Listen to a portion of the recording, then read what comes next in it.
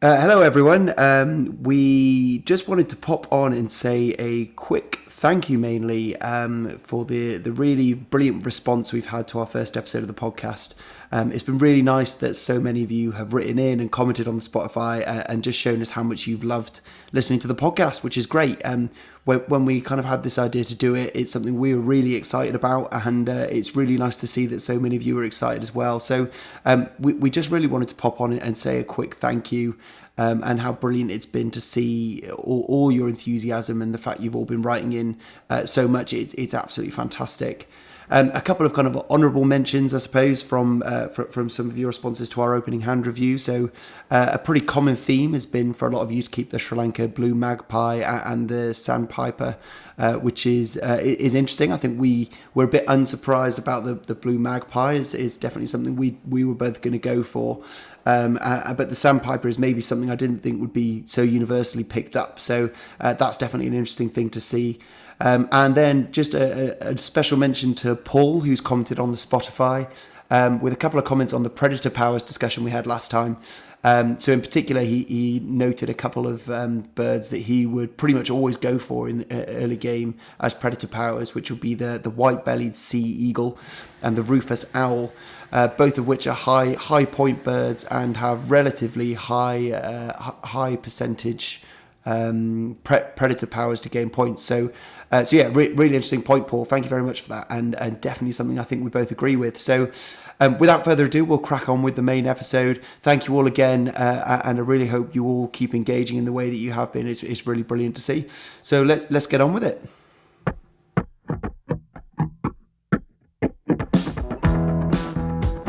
Hello and welcome to another episode of Full Tuck, the Wingspan podcast with me, Aidan. And me, Adam. How are you this week, mate? Have you played any games? Yeah, very well. Thank you for asking. So I've not played any in-person games, but I have been playing a couple of games with the online version of Wingspan, along with some of my partner Ellie's family actually online, which has been good fun. Oh, I don't actually play much with the app. I really like the tactile feel of it on your hands. Yeah, how is it with Ellie's family on the app? It's good. It's good. We've had a couple of good games. We've had a 3-person game against Paul and Kevin, which Kevin won. Did he? Sadly, yeah, he had a good game. Didn't quite fall in my hands, unfortunately, this time. But quite competitive with Ellie's family, isn't it?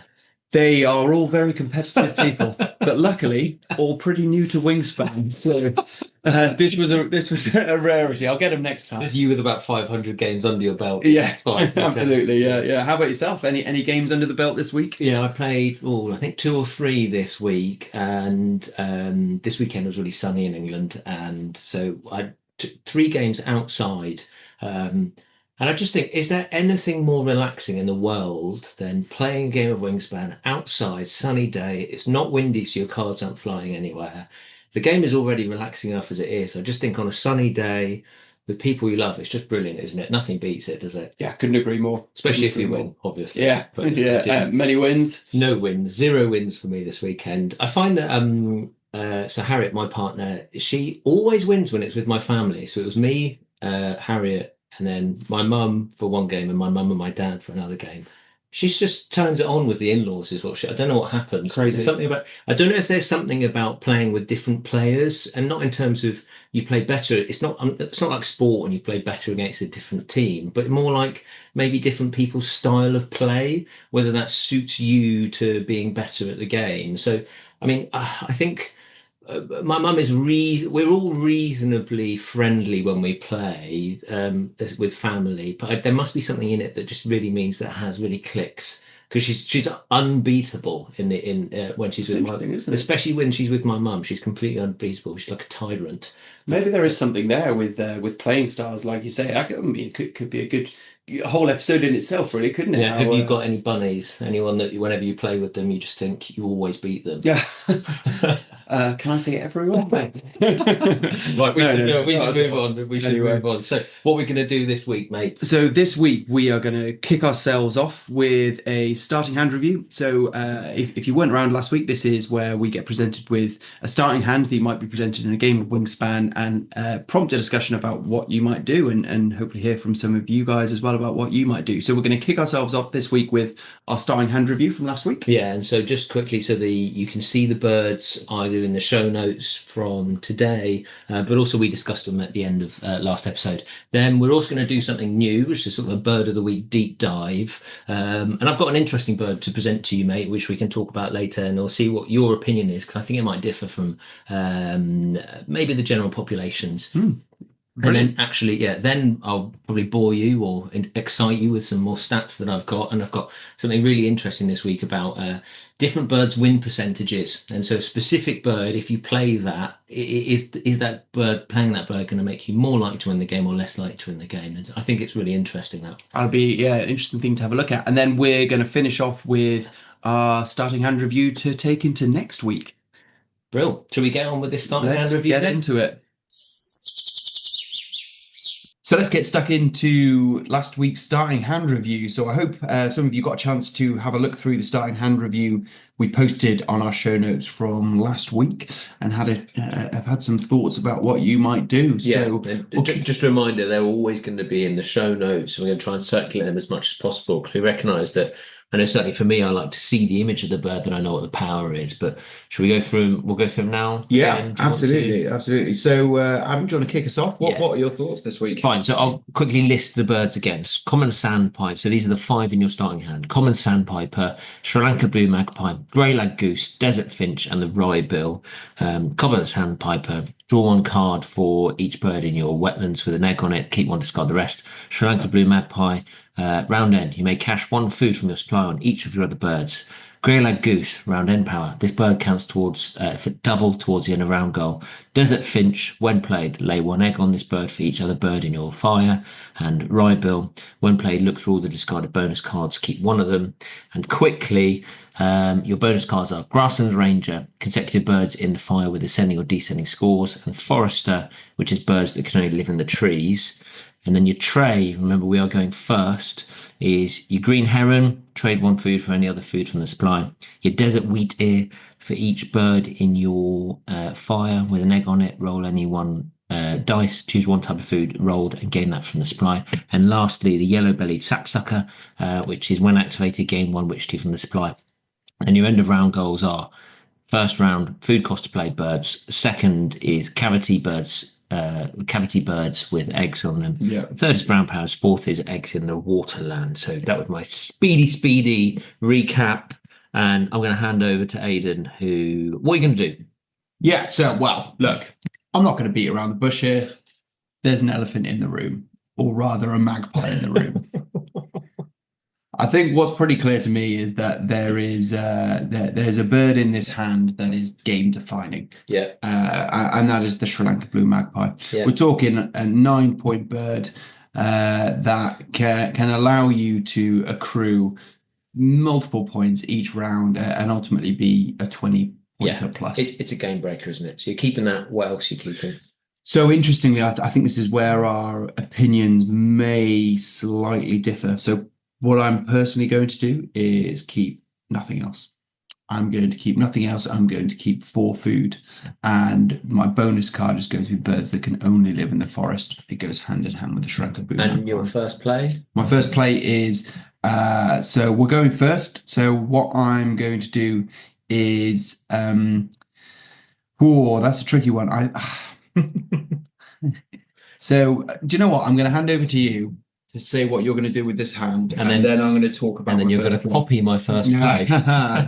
I'm exactly the same. I think you have to keep the Lanka Blue-Magpie. None of the birds really work. You could argue you could keep the Wrybill, but that's keeping a bird. Wrybill being look through all the discarded bonus cards, so that's only going to be good towards the end of the game. And your resources are so scarce to begin, you can't just be holding a card the whole time. So I'm keeping the Lanka Blue-Magpie, and then because I'm going first, I'm actually drawing 2 birds from the tray with a nectar. So I'm going to take your yellow-bellied sapsucker, so that's to gain a witch teeth from the supply. You're going to need food this game, and so you absolutely can't turn down the opportunity for early food. And I'm also going to pick up the desert wheat here, because in my first round, I need a bird that's going to go in the fire, and that bird is also going to get me eggs at the same time. So it's going to get me food, sorry. So my first go, play the yellow-bellied sapsucker, get a load more food, hopefully their nectar. Next go, desert wheat ear goes down, get eggs via the desert wheat ear, but that will also give me an extra food. Then I should have enough food to get the Lanka Blue-Magpie out, and then we'll see. What would you have done? No, I like that. I think that's it's interesting. That's not necessarily the strategy that occurred to me immediately. So looking at the tray, none of them I think on individual merit are game changers, but I'm quite a big fan of the green heron. I think it's a single food cost for a 4 point bird. It gets you up to the second column of the wetlands, which gets you 2 cards, and I think that's not a bad play. Plus, trading one food for another food when nectar's in play can potentially get you a nectar from something that's maybe undesirable. So I think it gives you nice flexibility. However, I would concede that it's not as synergistic as the combinations that you've talked about. I was just 2 things I'd like to mention there. Actually, I recognise that my strategy here leaves me without a water bird, and you can be hamstrung then completely if you don't have a water bird to begin. As on the Oceania map, your board, you're able to replenish that tray on the second water space, aren't you? But I just think I can't see if I were you why I would pick the blue magpie and the green heron. That if you're going to be picking up a nectar, you're just wasting a food that would be cached for the Lanka Blue-Magpie. Yeah. And you're gaining a nectar to what benefit? All you're going to do is, maybe you'll play it, but actually what you're probably going to do is just cache it. And that's actually one of the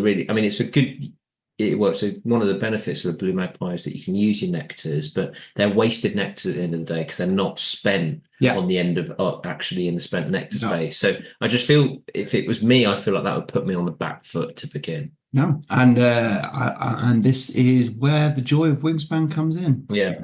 I think it's a really interesting hand. I think it's a hand that might split opinion, and so we'd love to understand some of your thoughts as well. Yeah, definitely. And obviously, if anyone's got anything drastically strange or really, really disagree with us about something, then please let us know. Okay.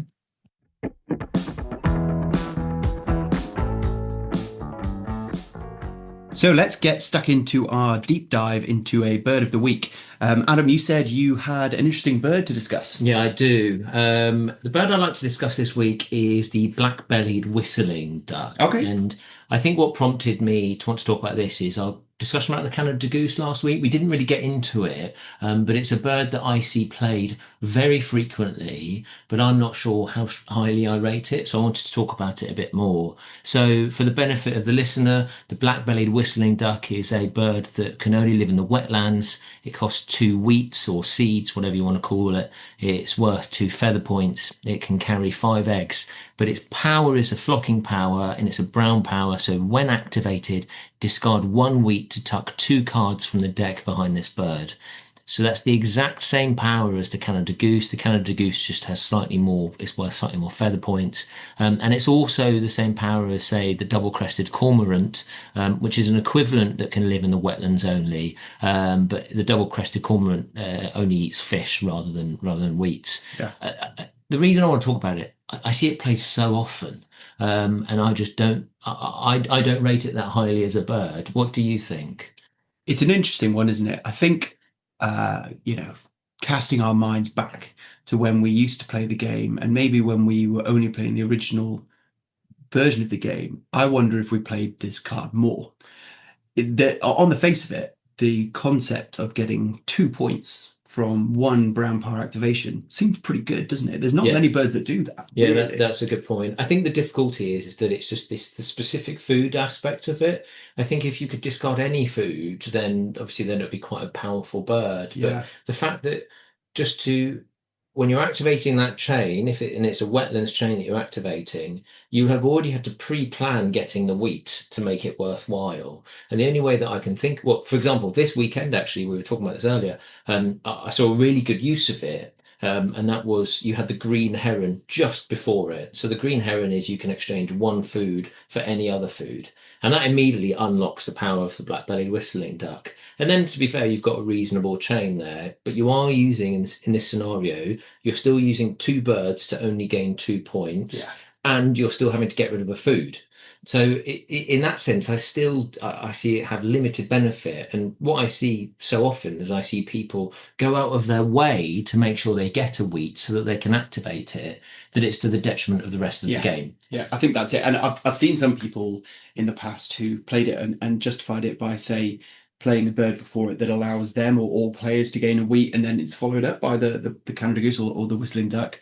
But again, I think that comes back to the point you've just made, which is you're still in 2 brown powers, only gaining 1 point each. And, yes, there aren't very many birds in the game that allow you to gain 2 points per brown hour activation, but there are loads that allow you to gain 1 point per brown power activation. And and you're right, suddenly you've got 2 bird chain just to gain a couple of points there, and you're losing food, which can be used elsewhere. I think the order is really important as well. So let's say you have another bird in the wetlands that allows you to get this wheat. So let's say you have the green heron, all right?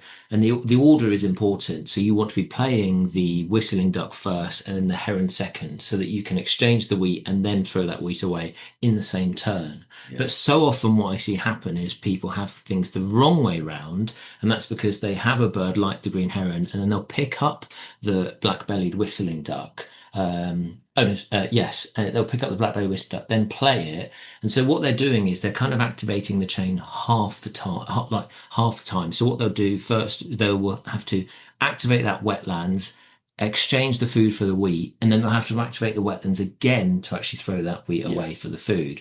And so you get stuck in this cycle, I find, that means it's not that beneficial. And so I'd agree, actually, I'd probably play it much less with more expansions as we go on. I think so. I think there are certain combinations where it works very well, and these are probably the only times I would be tempted to play it.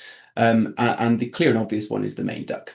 Yeah. So the main duck, again, for those listeners who may not know, so the main duck is a card which is also a brown when activated power that lives in the wetlands, where you can tuck up to 3 cards from your hand, and then if you tuck at least 1, you gain a wheat. So in combination between those 2 cards, if you have spare cards to tuck, I mean, it's a brilliant bird in its own right, but if you have those cards to tuck, they go underneath the main duck, and then you gain the wheat to immediately get more tucks. But then again, we're talking about the order. You'll have already played the whistling duck, hoping that you get the main duck to turn up. But what's more often going to happen is you're going to play the main duck first because you get it and it's brilliant.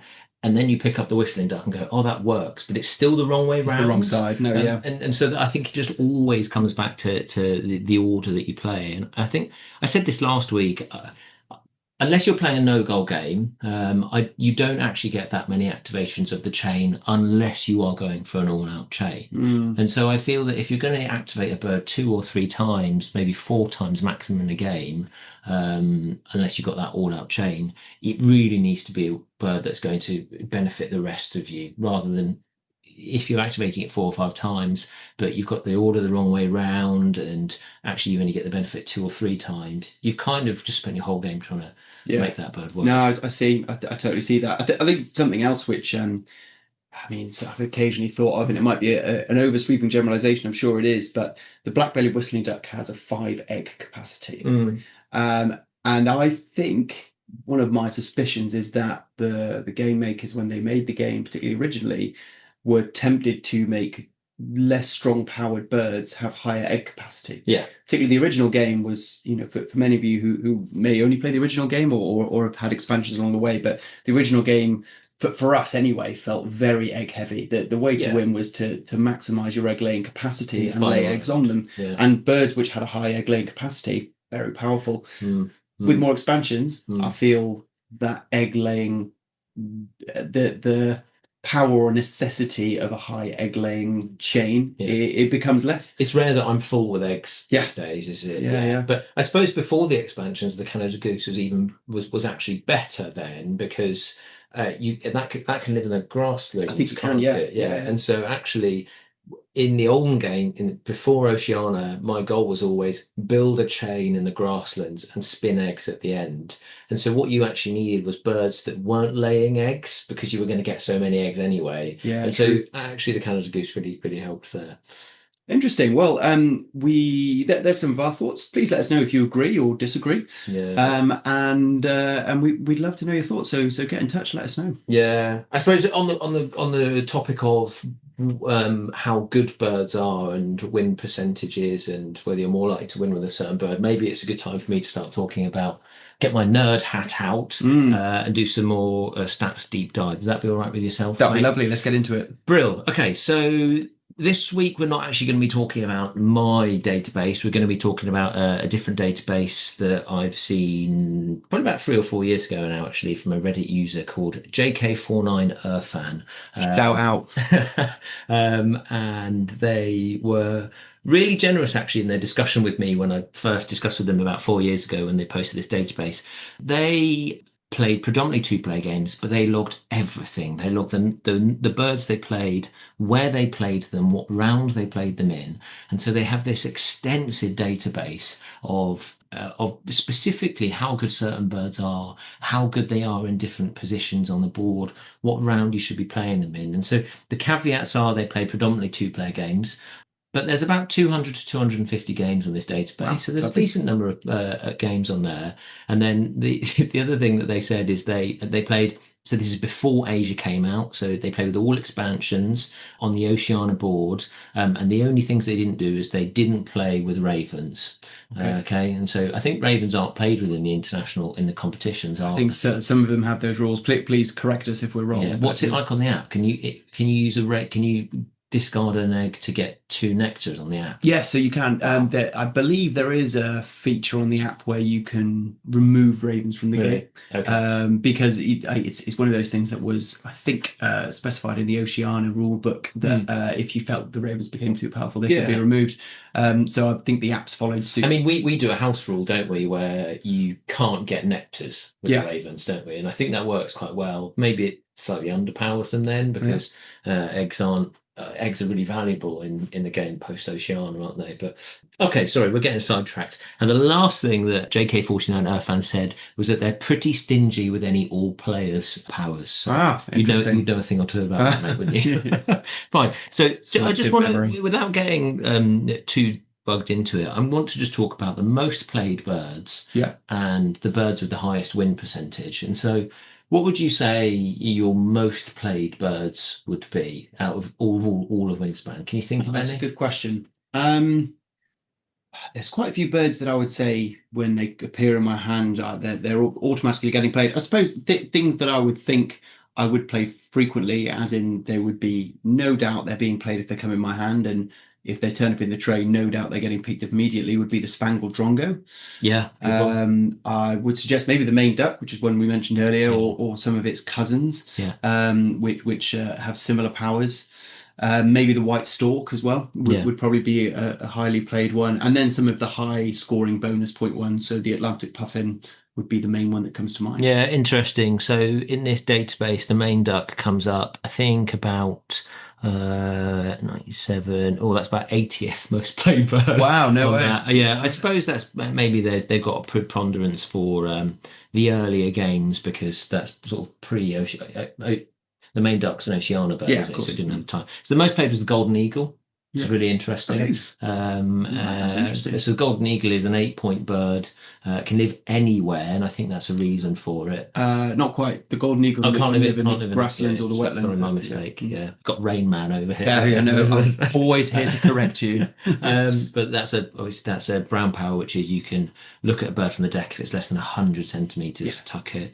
Second is the Australian Raven, and then third is the Atlantic Puffin. So Australian Raven is obviously from the Oceania expansion. And that's really interesting. So actually, an Oceania expansion bird has managed to make it into the top 3, even in spite of us saying maybe the Main Duck would have. I would say, so the Australian Raven is a game end power, yellow power, and it's you may cache up to 5 foods from your supply on this bird. That can live anywhere, can't it? It can. And then the last is the Atlantic Puffin, and what a bird. It's probably my favourite bird in the game, I would say. So original game bird, it costs 3 fish, it's worth 8 points, it's got a star nest, you can draw 2 bonus cards, throw one away. It's an absolute golden. Lovely. I mean, I suppose the Golden Eagle and the Atlantic Puffin aren't that much of a surprise, but Australian Raven, does that surprise you? It's an interesting one, isn't it? I think when we first got Oceania and we're looking through the birds and starting to play with those birds for the first time, it was probably one of the ones that stuck out to me, thinking this is a good big point bird. game end power, which is, another point spinner. And ultimately, if you fully activate its power and cash 5 food on it at the end, you've got a 12-point bird there, which is decent. That's a good amount of points. That's more than you get with Benelli's Eagle, for example. Yeah. It obviously requires you to have spare food at the end, which is not always going to be the case just by chance, and you might have to aim for it, which might mean you forego other points elsewhere. So, but I don't know. It's a 7-point bird and it can live anywhere. So even for me, if it had no powers, I would still play it because it's a 7-point bird and it can live anywhere. So I think that's a very valuable bird. Would you not? And so any caching at the end is an added bonus. No, I see that. I see it. And I suppose also it's you can also look at it from the point of view of how many bonus cards would it satisfy, and actually if you look at it, it satisfies geography terms. It satisfies the fact that it has the eats anything symbol. It also eats rats, so it has the eats rats symbol. It's a large bird. I think it's 200 centimeters there or thereabouts. It's a large bird. So it lives anywhere. It's a very good point. As in multiple habitats, and it's a yellow power, so in terms of different powers and different columns and habitats, it satisfies a lot of criteria. That is an interesting point. And actually, going back to what I just said about how I'd play it if it had no powers, one of the brilliant things that this database does is they've managed to rank the percentage of the win percentage of the different types of power. Okay? Oh, wow. Yes, it's brilliant, isn't it? It's so deep. So, for example, birds which are... So, for example, just to explain it, birds which allow you to draw a bonus card are grouped in one category. Birds which allow you to lay an egg are grouped in one category. Birds which allow you to play another bird are grouped in one category. Okay. Does that make sense? Yeah. And so, what do you think the top, the power that's going to be most likely for you to win a game? Associated with a win, that would be a bonus card. Yeah, exactly. So it is. Yeah, so 45% of the time, and so the next is tucking to get an egg, which is 44% of the time. Okay. What do you think the lowest power is?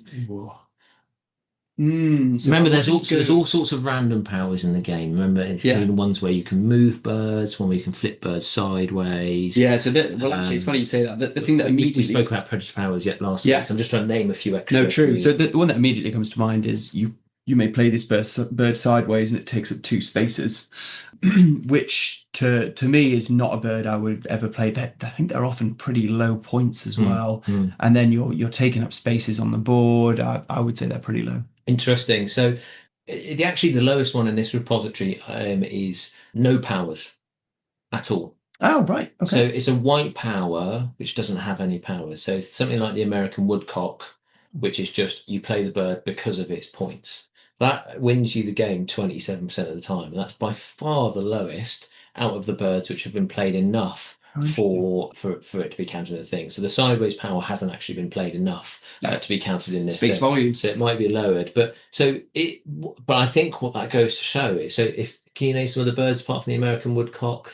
Trumpeter swan is another one, isn't it? Blue-winged warbler, the hooded warbler. Yeah, so we just named a 9-point bird, an 8-point bird, and a 7-point bird there, haven't we? Yeah. In general, they'll cost 3 foods, but sometimes they'll cost 2. Yeah. I'll play them most of the time. That's interesting, isn't it? Would you not? I think I used to a lot more. I think I've moved towards playing them. I think the 2 food ones maybe more, because hooded warbler, the thornitary warbler. The blue-winged warbler is a 2 food 8-pointer, which I think is a lot of bang for your buck. Yeah. But I guess it's interesting. This is highlighting that actually bird points alone do not cut the mustard. I think what it goes to show is that even if you've got it's not worth playing those big point birds early. But just to get the bird out, it's probably better if you should play a bird that is going to get you a standard brown power, for example, I don't know, caching a food or getting something from a supply early on, even if it's only worth 1 point, because that is going to win you the games, apparently, according to this, more often than just a bird which is just worth points is. Interesting. There you go. Yeah, it's interesting. So I'd also like to go back to the golden eagle being the top bird played in this person's database. So for those of you who tuned in last time, we spoke about predator powers, and I think it would be fair to say our overall feeling was not leaning towards playing them so much. Yeah, it was like the tiny sad face, not a really sad face. Was it? Yeah. And yet here we go in this person's database, and clearly there are a pretty avid Wingspan player Yeah. to record this Yeah. data as well as playing the number of games that they have. They're clearly Yeah. very into it. Yeah. And the top bird they've played is a predator power. So yeah, and we could talk about win percentages now, because I was absolutely convinced when they put the database out that the oh my god, the birds escape me now. It's the bird that allow it chipping sparrow. Oh, yeah. So it can live in the trees and it allows you to lay an egg anywhere. Yeah. I was convinced that that was going to be the top win percentage bird, because I just thought Interesting. you only ever play it if it's early on in the game, and therefore it sets the game up so well for you that I just thought it couldn't be. But it turns out that's the 11th most win percentage. So have you got any guesses for the top one? Still relatively high, isn't it? I think. Again, And so this is birds that have been played a minimum of 25 times, may I add? Right, Because okay. obviously there's going to be birds in here that have been played once or twice, And and one, part of the yeah, big four. So So- birds that consistently are the best. I think things that would come to mind would be the Spangled Drongo, which I mentioned earlier. So remember, this person plays predominantly with 2 players, where Spangled Drongo is a pink okay. power, and so doesn't. That's a reasonable point. use for- So I suppose with that caveat in mind, I would suggest, I guess ones we've already mentioned, the Atlantic puffin, maybe also birds such as the Maine duck, or its similar bird powered powers. Yeah, those would be the main ones I'd Yeah, go towards. I think so. That's not even that. Not in the top 5. Yeah, there you Neither go. of them. So this is going to surprise you. Actually, this is so the top one, Australian ibis. Okay, all right, yeah. I am surprised. You're So right. 26 plays and it wins 65% of the time. So Yeah. I mean, I'm completely surprised as well. I don't think it's that good a bird. Yeah. You'll explain better. Explain it. So Australian ibis, it was a bird that came with the Oceania expansion, as indicated by the name. A little bit of background lore, which I read about this bird when they decided to make the game or make the Oceania expansion. They were trying to think of a way to make use of discarded birds, and so the design of this bird was intentional about using that discard power, which hadn't really previously featured in the game's powers. And coincidentally, this bird is colloquially known in Australia as the bin chicken. Yeah. As in, this is a bird that roams around cities and will frequently be found eating garbage out of bins. Yeah. And they felt discard pile bins, and that's why the bird's power came about. So the bird's power. I mean, that is one of the things I love about the game. Yeah. Is how they sort of marry. Some games, not nebulous might be the wrong word, but some games you can tell that there's a mechanic that they want to get into a theme, and it just doesn't quite fit. Yeah. Whereas I think the brilliance about Wingspan is that every single power fits the actual actions of the real life bird, and I think that's something that just makes it so appealing to It's me. lovely. Yeah, it's really. Sorry. So anyway, we got completely sidetracked, but the Australian ibis is a bird that lives in the grasslands or the wetlands, I think, and its power. It can live in the. I don't think it can live in the forest, but anyway, I'll let you check that in the background while I carry on. It has a brown power that allows you to shuffle all of the discard pile, draw 2 cards from it, look at the 2 of them, and then choose to either choose one of them, and you either put it in your hand or you can tuck it. So it's a flocking bird power worth, I think, 5 points. So look, I think this is a great bird. When it appears, I usually play it. I think it's good. I think I love birds with flexibility. Not only does it give you the chance to get a tuck, which is a point, but it also means if you like the bird, you're like, oh, actually, I'll keep hold of that. I love that. It's also worth a decent number of points. Eats fish, eats the anything symbol. Okay. But is it better than the white stork, which is second? So the white stork can live in the grassland or the wetland. 8 points, 3 food, albeit. Discard the bird tray, refill it, take one of those birds. Yeah.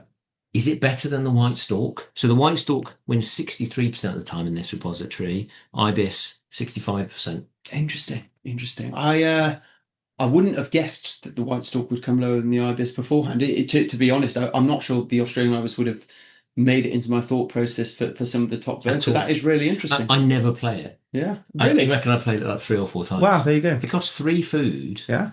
And I just don't see the point of it.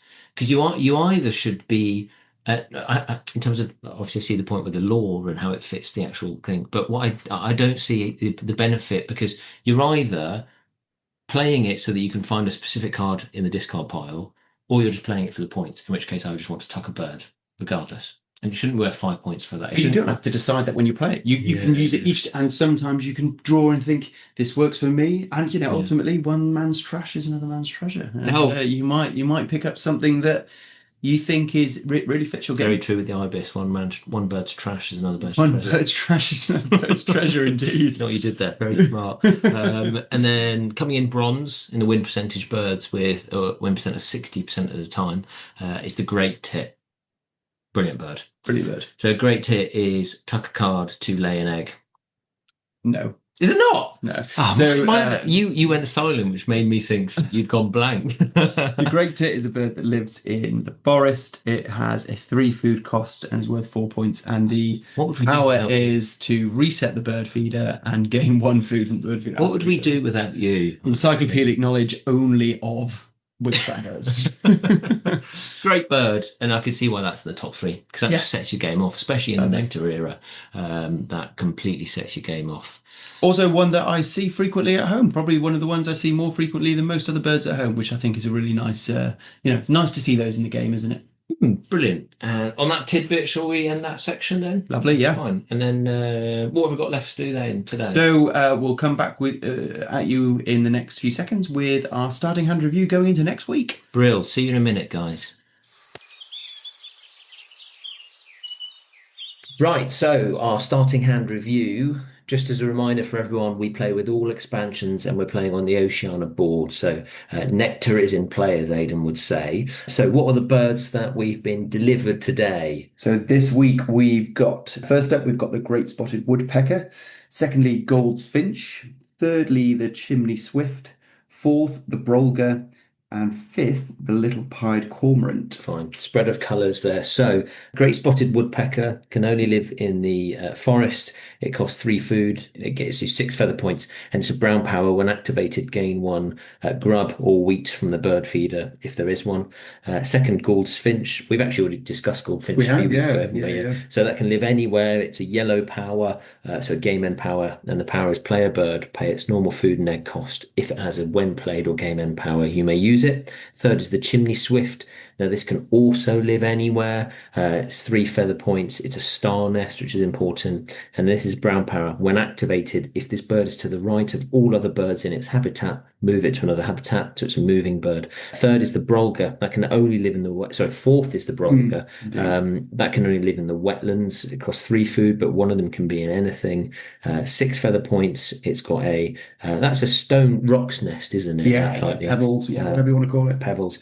Brown power. When activated, choose one other player. They lay 1 egg and you draw 2 cards. And last, the little pied cormorant can only live in the wetlands as well. 4 feather points. It's a platform nest and it's a game end power, so a yellow power. Lay 1 egg on each of your birds with a platform nest, including this one. So those are the 5 birds, and we are going second out of the 4. We are. So we've got bonus cards. So again, one of these is rearing its ugly head again from a previous starting hand review. So we've got the breeding manager. So this is birds that with at least 4 eggs laid on them. You get 1 feather point per bird at the end of the game. And then secondly is the prairie manager. So birds that can only live in the grasslands or the fire. 2 to 3 birds, you get 3 feather points. 4 plus birds, you get 8 points. So the end of round goes. Round 1 is birds with cards under them. Round 2 is pebbles, nest birds with an egg on them. Round 3 is brown powers. And round 4 is number of eggs in bowl nests. And then we've got the face-up tray to finish us off. We've got Baird's sparrow, we've got the olive-backed sunbird, and we've got Savvy's warbler. So a quick reminder, Baird's sparrow is a bird that lives in the grasslands, costs a witch tea grub or a worm and a wheat, 3 feather points, brown power, lay 1 egg on any bird. The olive-backed sunbird is a bird that can live in the forest or in the grasslands, costs 1 of any food. Has a 3 feather point attached to it, star nest and brown power. Each player may roll any 1 dice and gain that food from the supply. And then thirdly is Savvy's warbler. So it's a bird that lives in the wetlands, costs a single witch tea grub, single feather point, bowl nest and brown power. Draw 2 cards. All other players draw 1 card from the deck. Excellent. Fine. So remember, there will be in the show notes at the bottom, we will have the list of the birds, and you'll also have links to photos to the hand for those who are more visual learners. And if you like this, then don't forget to subscribe, and we'll see you next time. Yeah, see you then.